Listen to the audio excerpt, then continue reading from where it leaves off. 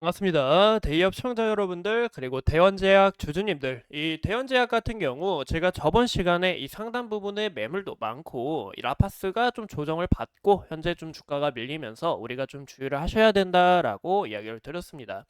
하지만 현재 이 코로나가 급증을 하고 대원제약의 이 약품 품귀 형상이 지속적으로 부각되면서 재차 이 대원제약이 한 번 더 좋은 움직임을 나타내 주지 않을까라고 생각을 하고 있는데요.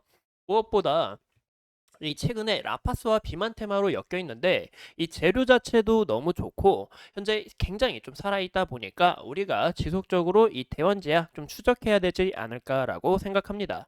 그래서 오늘 영상 중요하니까 우리가 함께 이야기해 보면서 어떻게 접근할지 알아보는 시간이 되도록 할게요. 보시는 것처럼 현재 이 코로나에 대한 이슈가 지속적으로 나오고 있습니다. 정말 큰 문제다라고 볼 수가 있는데요. 코로나 환자 한 달 수가 이제 5배나 증가를 했고 보시는 것처럼 4주간 5.1배 증가했고 현재 이 백신에 대한 이야기가 지속적으로 나오고 있습니다. 이 질병청에 따르면 이 코로나도 현재 이 변종 바이러스 문제가 굉장히 심각하다라고 나오고 있는데요. 이 KP2, KP3라는 이 변종 바이러스가 부각이 되면서 이 오미크론 세부 계통으로는 우리나라보다 현재 미국과 그리고 일본, 영국 등에서 먼저 큰 폭으로 확산이 됐다라고 이야기가 나오고 있죠.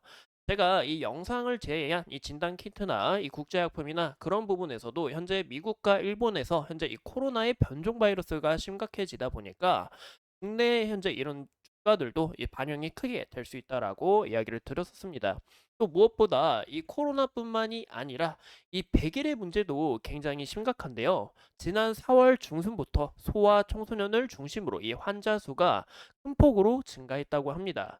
올해 7월까지 15,630명 환자가 나와서 최근 10년 동안 가장 유행이 컸던 2018년 대비 15배나 증가를 했다고 해요. 이런 부분에서 현재 이 문제가 굉장히 심각하다라는 것을 우리가 확인해 볼 수 있습니다. 저는 이런 부분에서 이 대연 제약이 재차 큰 폭으로 부각될 수밖에 없다라고 보이고 있는데요. 그 이유가 현재 이 대연 제약의 이 콜데원이나 이 타이레놀 등 이런 상비약 비충에 있어서 큰 폭으로 나서고 있다고 합니다.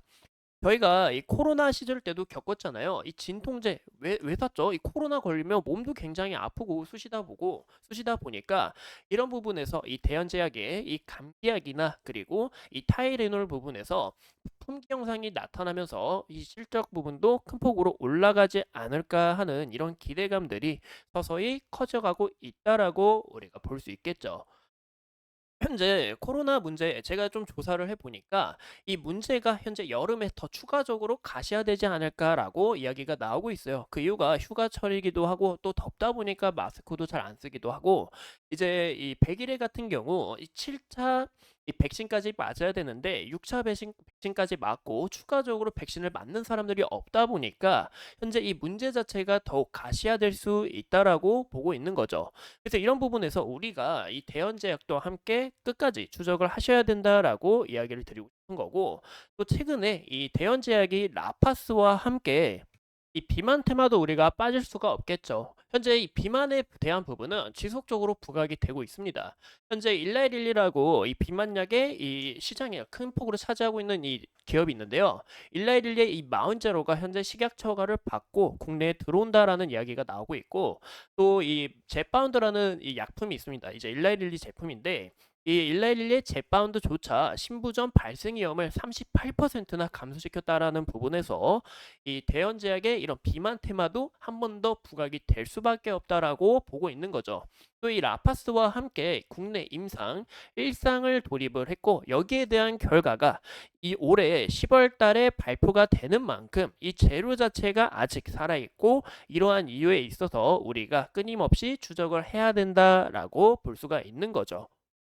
현재 보시는 것처럼 이 대연제약 아직 상당 부분의 매물이 많고 추가적으로 이 매물을 소화하는 과정을 가질 수 있기 때문에 우리가 이런 부분에서 여기에 대한 지지라인 이야기를 드렸었죠. 여기에 대한 지지라인 두 가지를 우리가 확인해 볼 수는 있지만 현재 이 지지라인 크게 깨겠나 깨게 된다 하면은 이 하방 압력이 강해질 수 있다라고 이야기를 드렸습니다.